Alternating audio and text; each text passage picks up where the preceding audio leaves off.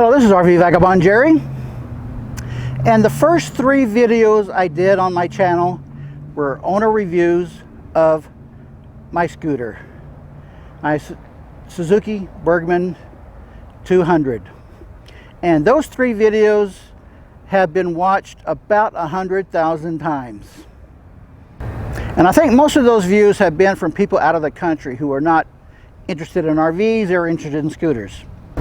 I bought it in April 2016, so it's been just over a year now, and I did those videos right after I got it, and now after 3 years I'm going to show you what it looks like after having driven down a lot of rough dirt and gravel roads.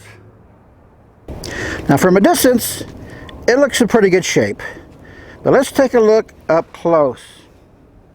Like on the handlebar here, this plastic piece has broken off, and this piece actually has completely broken off.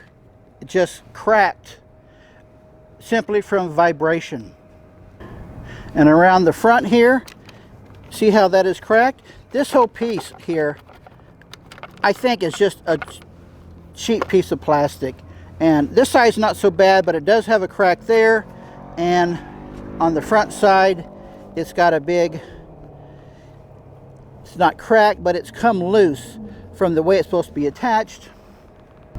Also, this has recently come apart, and a screw here worked its way out from vibration.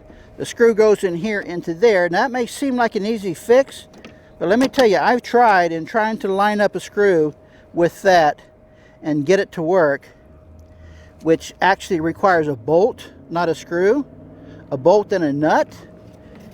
Trying to get a nut back there with the screw, to me just seems impossible. I guess a dealer could do it, but I sure can't. And then look down here. This piece has come apart, again from screws or bolts and nuts just wiggling themselves out. Now also, they put a plate underneath the scooter here to protect the bottom from anything that might hit it. And that piece gradually came apart. And one day I was driving down a gravel road and it just started hanging down.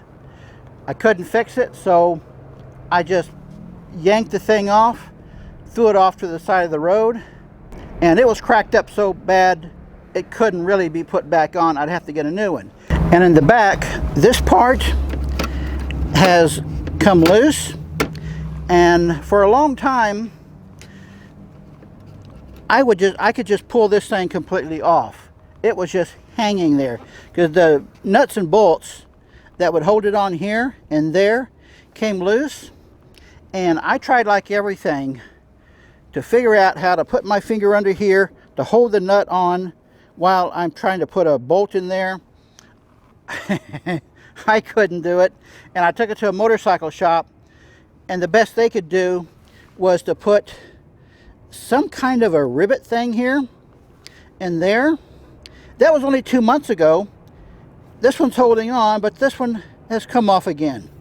And I tried various methods of trying to keep that tied down, and none of them worked very long.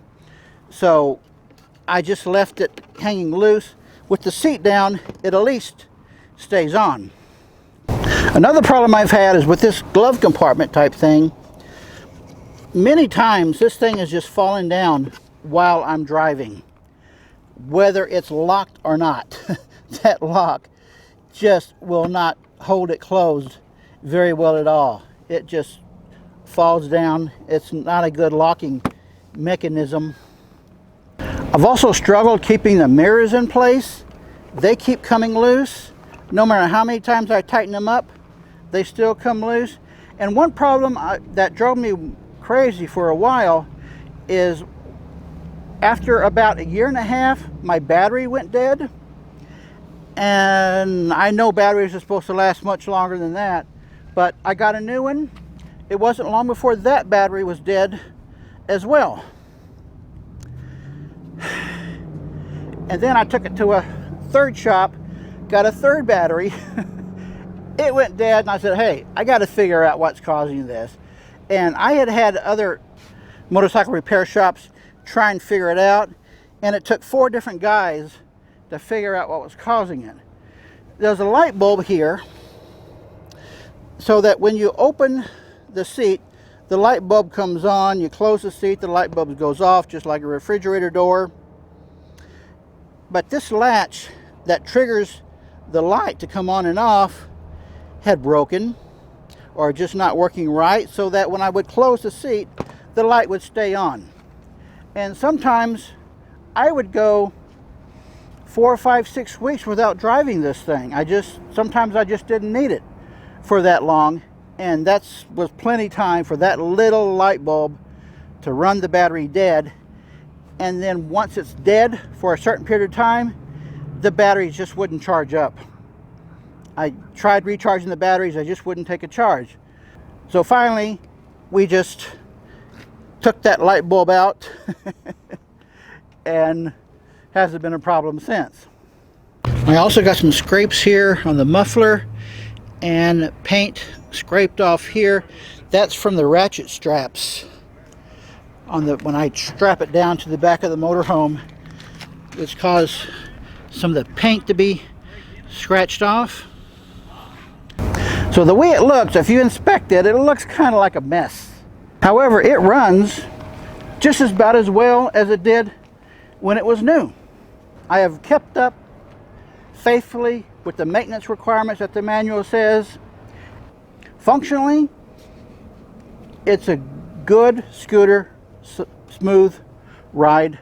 I really like it. I can get up to 80 miles an hour on a flat highway. Who needs to go faster than that? 200cc, even for a heavy guy like me, is just plenty power.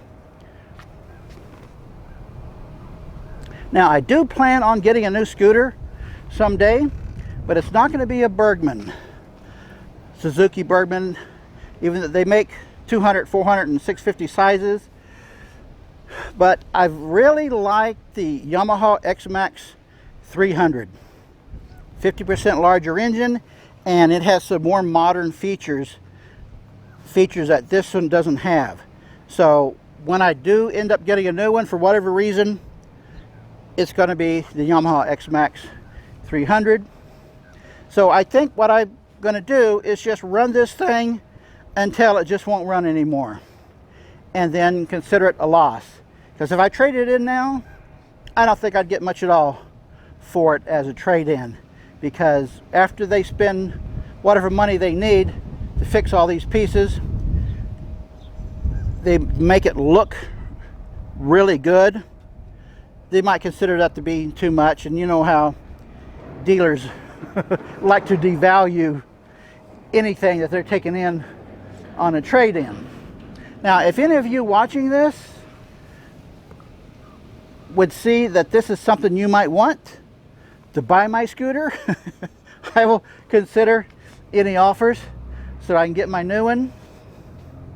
Otherwise, I may still be running this thing for years.